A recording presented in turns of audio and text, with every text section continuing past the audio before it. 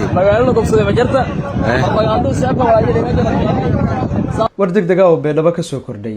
dowladda Soomaaliya ayaa sheegtay in gawaari ay ka qabsatay ciidankii lafta gareenay saaki weerarka ku soo qaaday magaalada Beedhabo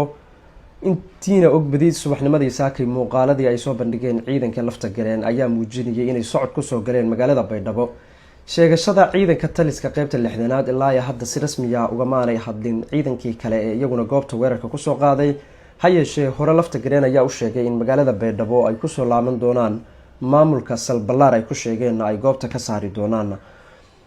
ku dhawaad nus saac ayay ka dagaalamayeen ama ku dhawaad saacad ayay ka dagaalamayeen magaalada Beedhabo waxaana hadda la soo warinayaa inay isaga laabteen gudaha Beedhabo oo ay ku laabteen halkii ay ka soo baxeen markii hore qasaaraha rasmiga dhimashada iyo dhaawaca ilaa hadda si rasmi ah looma sheegi karo oo xaaladdu wali waa kacsan tahay hayeeshee wararka ka soo kordha halkan ayaan idinku baahin doonaa muuqaalkan oo ciidanku ay soo bandhigeen dabcan waa gawaari kamid ah gawaarida dagaalka waliba kuwa ugu culus